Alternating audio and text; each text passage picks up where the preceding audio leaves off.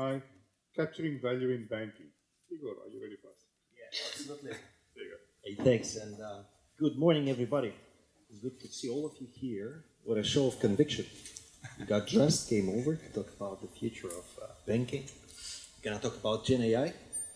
So my mission here today is to tell you more about what we as strategic consultants see around the world in terms of the adoption of GenAI in banking and what we think about extracting value, right? So everyone wants to extract value, but we want to do it responsibly.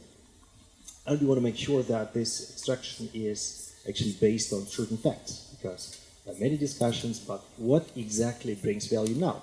And that been nicely described just now, which use cases work. But we will also have a deeper look into the framework around use cases and how to think about value in terms of GenAI and banking. Before we do that, though, so I've prepared for you, together with my colleague here, Silken, a few warm-up exercises. How about that? And thanks for answering questions of Edward, because thankfully now I'm ready to show it to you. So, just to warm up, please go to Menti and let's answer a few questions. So we just each other understand a little bit more about how we think.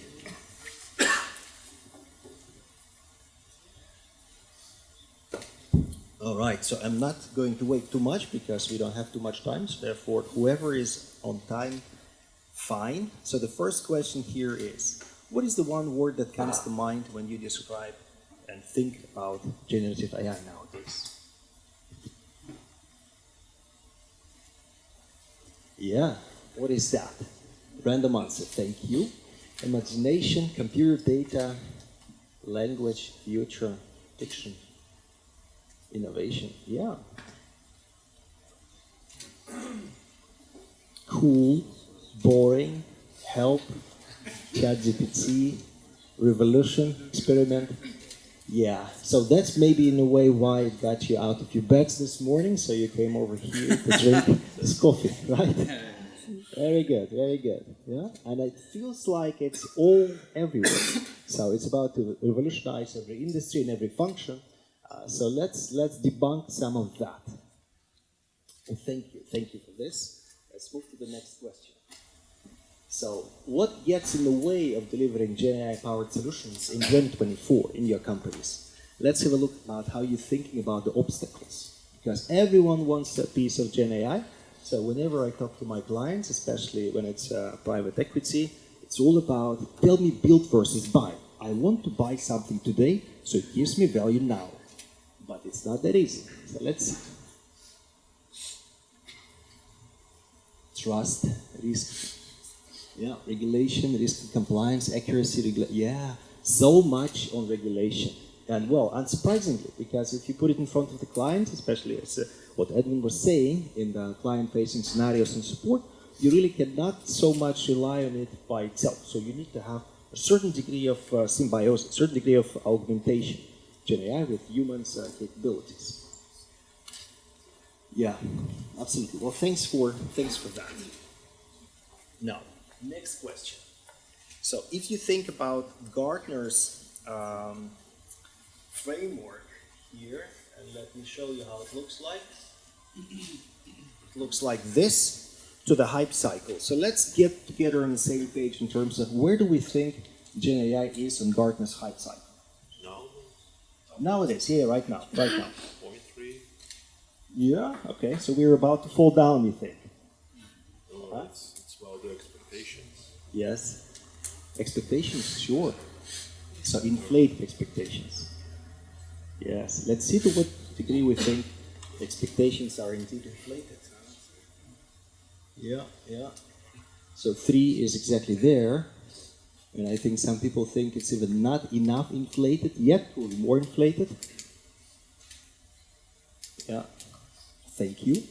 Pretty clear. So indeed we are pretty much at the peak of inflated expectations.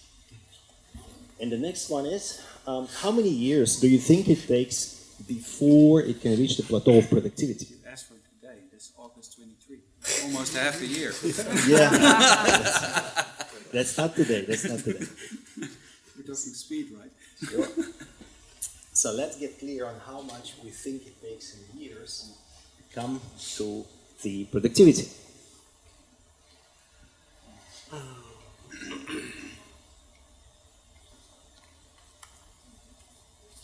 Yeah, so a few years, like 2.5, more or less. Yeah. Well, thanks for that. So clearly it's on the peak of inflated expectations, and it's going to take 3-ish years to get there. And one of the main obstacles is regulations, which is unsurprising, but still good insights. Thank you. So I'm conscious that we're a little bit out of time here, so we will be quick. Yes. Now, talking about emerging trends and scenarios, especially in retail banking, what we see here, and again, it's from the recent survey we've done, plus the data from the World Economic Forum, we see that nowadays GenAI in finance enjoys one of the key positions, so basically a top position when it comes to importance for... We can't hear you. Did I do something?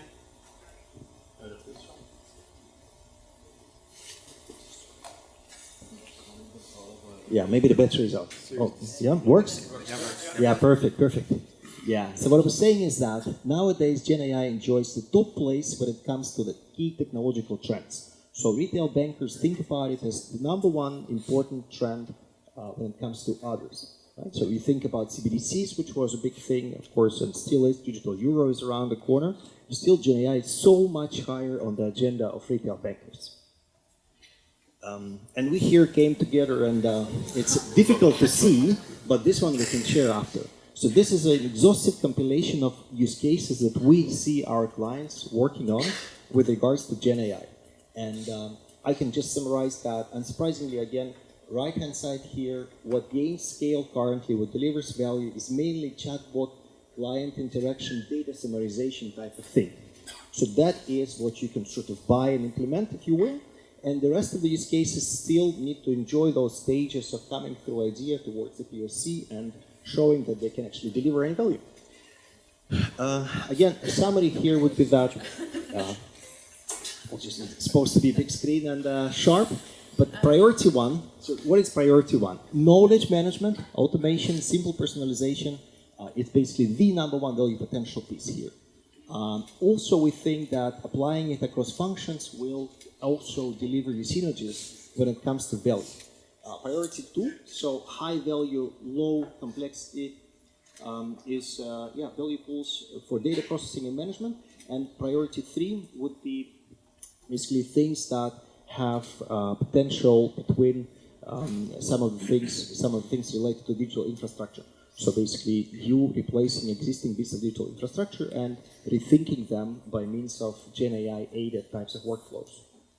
So, but again, this is what I can share with you later, so you can study in your own time.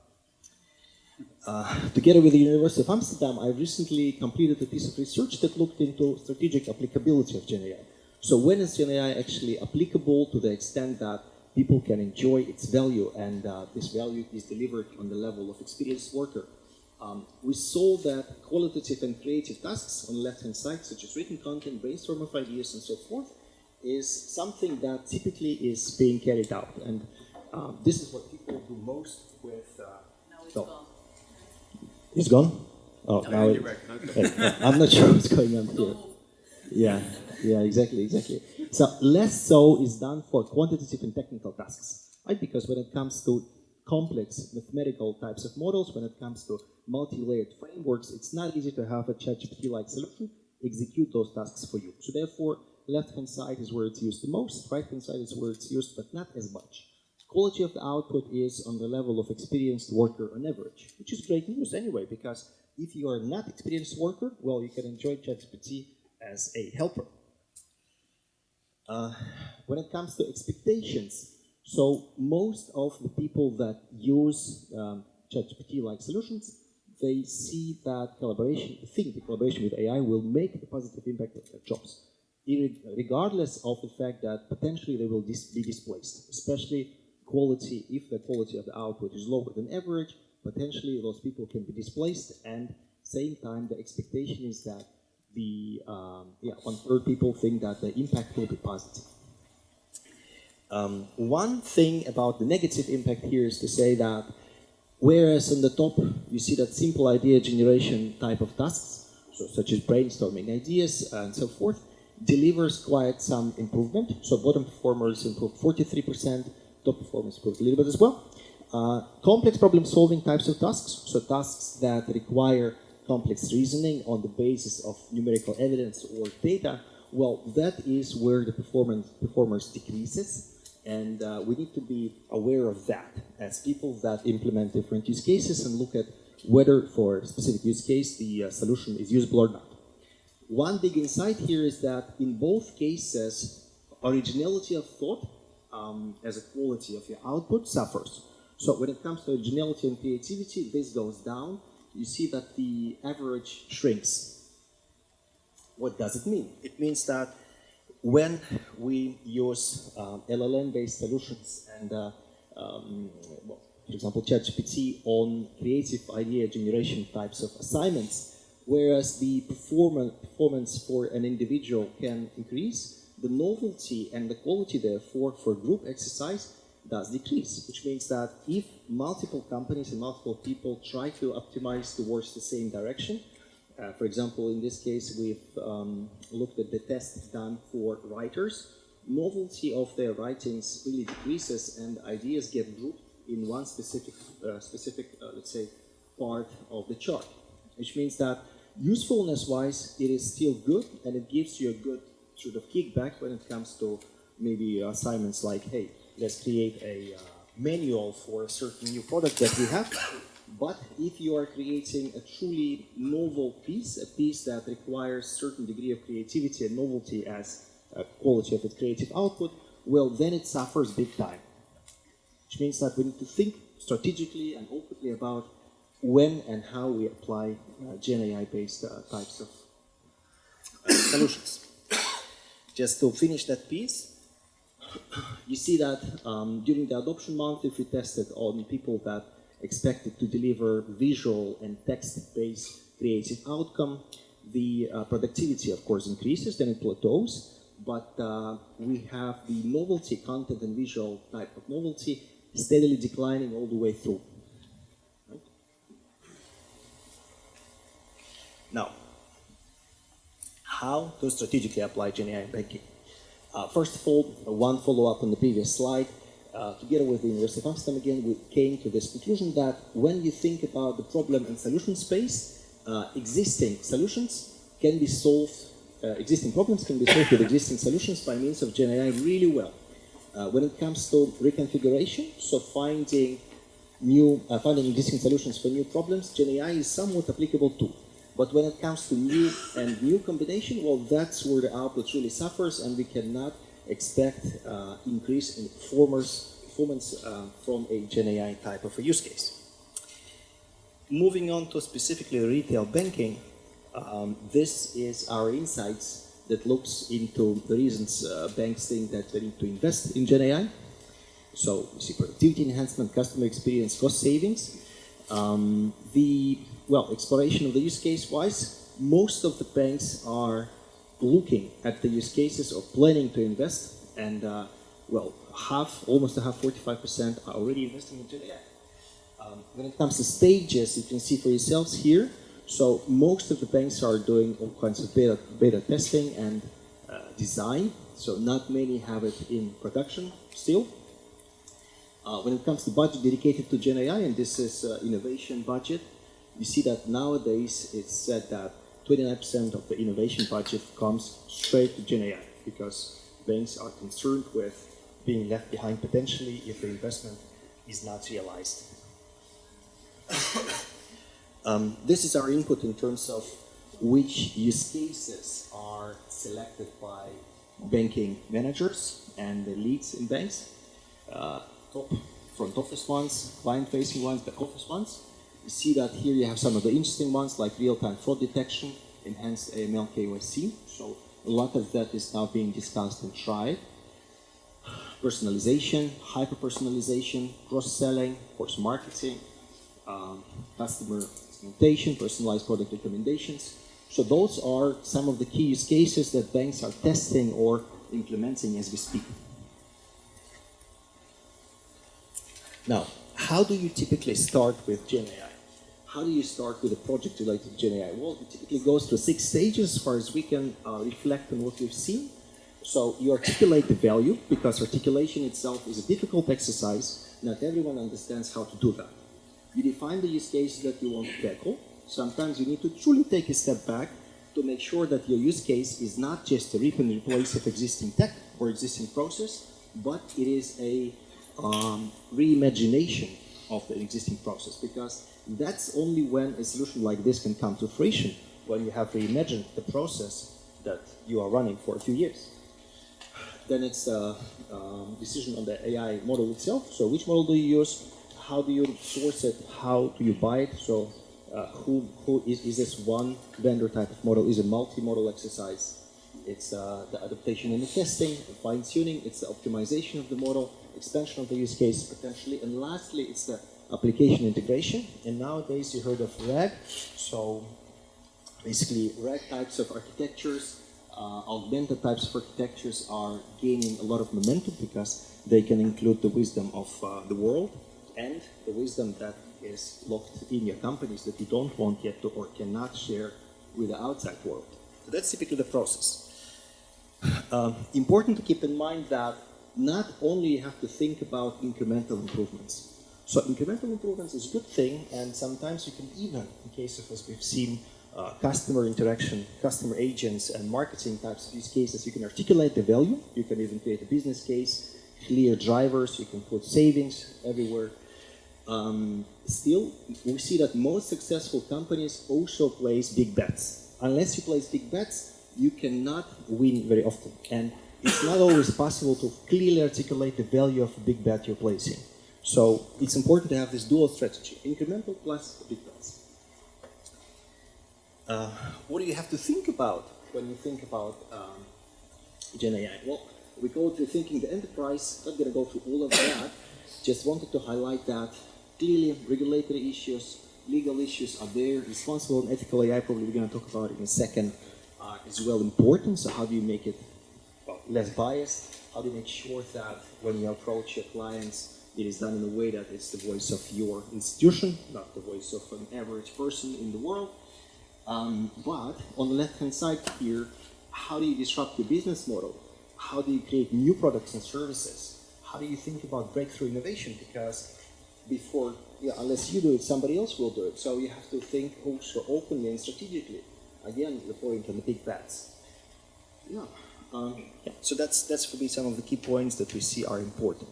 And the last slide, sorry, rushing through it because we don't really have too much time, is that how we see that average sort of workflow, average timeline, if you will, from idea towards implementation. That is typically how the project plan would look like. So you have the ideation, you have prioritized business cases, you absolutely place big bets and make sure the realization from is independent from a use case to a use case. You use a sandbox environment, you put a platform, you build the use cases independently, as I mentioned. You surely have legal and regulatory teams on board, because without them it's hard to bring anything like that in production. You make sure that the data and knowledge foundation is coherent and the same for all the use cases, because that will allow you to scale it in the future. And lastly, you also have things like reskilling and upskilling as the change path for your organization, because as we've seen, creativity and originality of thought becomes arguably one of the key skills, right? Abstract thinking, creativity, originality of thought, systems thinking, that would be the skills in demand going forward. And if GenAI will displace some of the skills that humans exhibit now, how do we train for a new level of those new abstract skills that we actually would expect from us as humans to be competitive? So that is something really important, and that is the subject of reskilling and upskilling conversation.